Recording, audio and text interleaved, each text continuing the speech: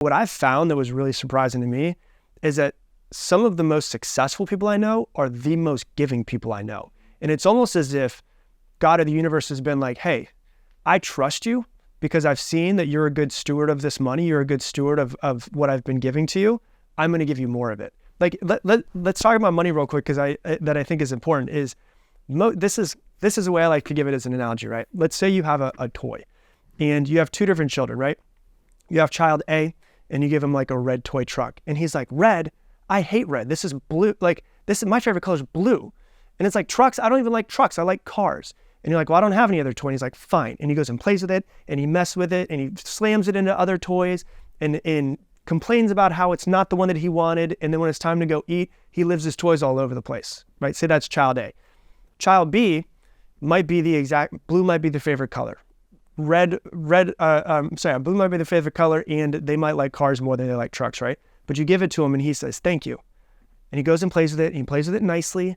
And when another kid comes up, he shares, oh, can I play with your toy? Yeah, here you go. And the other kid the kid comes up, he's like, no, this is my truck, right? He's like, yeah, you can play with it. Then when it becomes time to go to dinner, they take their toys and they put them away. If you had the option, the next time you have a toy, who would you give it to? Right. You'd give it to the kid who took care of it, right? Was grateful, appreciated it. Shared it, took care of it, was a good steward of it.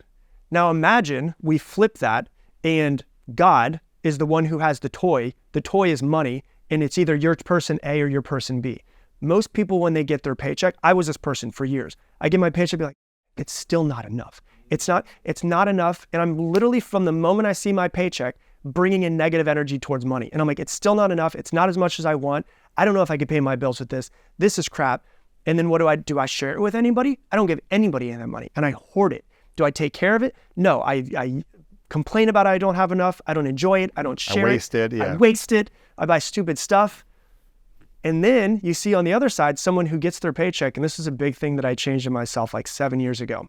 Anytime that I would get a payment, because what's cool about building business online is you can get payments at random times. I would get a payment, and I realized that I was for the longest time child A. I would complain about not having enough money. The amount of times my bank account was overdrafted like I didn't even have $0. I had negative dollars in my bank account many times in my life, And I switched it to every time I started seeing a payment come in, I would close my eyes and I'd see the person's name and I would say, John, thank you so much. God, thank you so much for bringing this into my life. I hope that I can make some sort of transformation. And I just wanted to bring that energy to it. And then I started changing to try to be more like child B, where then I started sharing it more. And I realized that the more that I share it, the more that I'm grateful for it, the more that I take care of it, the more that I learn about how to be smart with my money, the more I've been trusted with more. And I think that's the difference, is that most people go on the path of child A, and I was there for a very long time.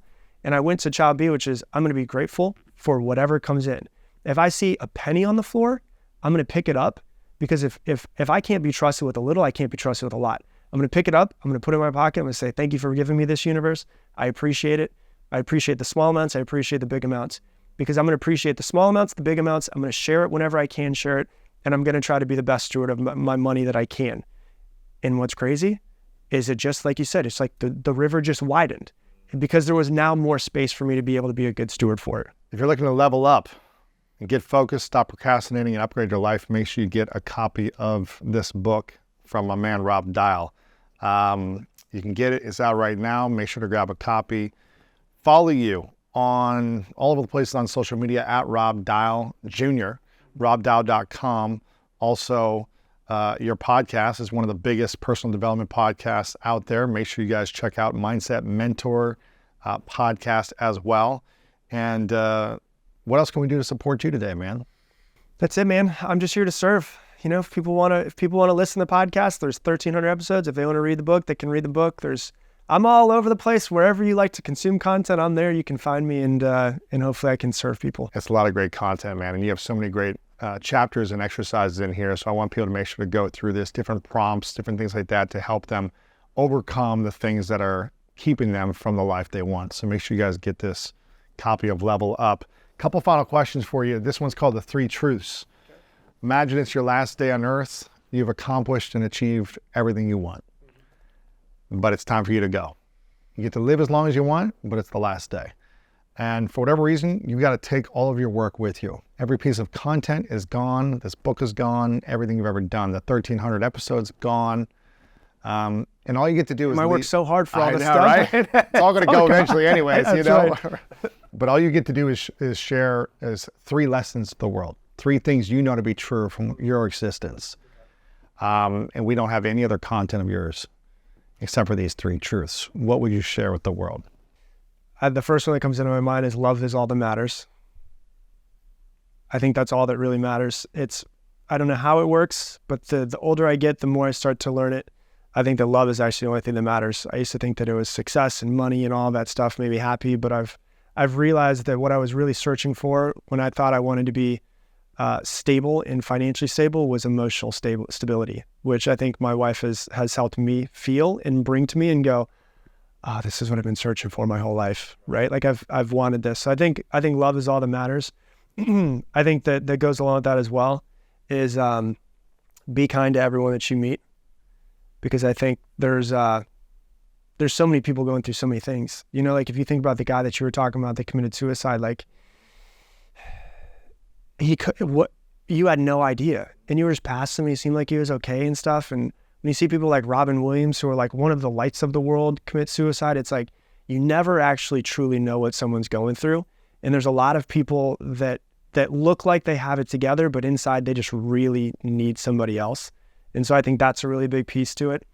And I think the last one that's important is, and it's so cliche, and I didn't get it, like really get it until probably 2 years ago, is the destination doesn't matter. It's all about the journey. And I've heard it so many times, but it never actually fully hit to me, is, you know, in this journey of personal development, I've always wanted to be done. Like I've always wanted to be done with my fear and done with my issues and my traumas. And I've come to realize that I don't think I'll ever get there, but I think that I'll just have tools to be able to work through them if it comes back up again. But then when you look at like the root word of personality in Greek was persona, which is the mask that people would wear on stage when they were in plays. And you can change your personality at any point in time. You just have to get rid of the identity of who you think that you are. And so if you look at identity, like I see people who are saying like, I want to lose 30 pounds, and they can consciously want that,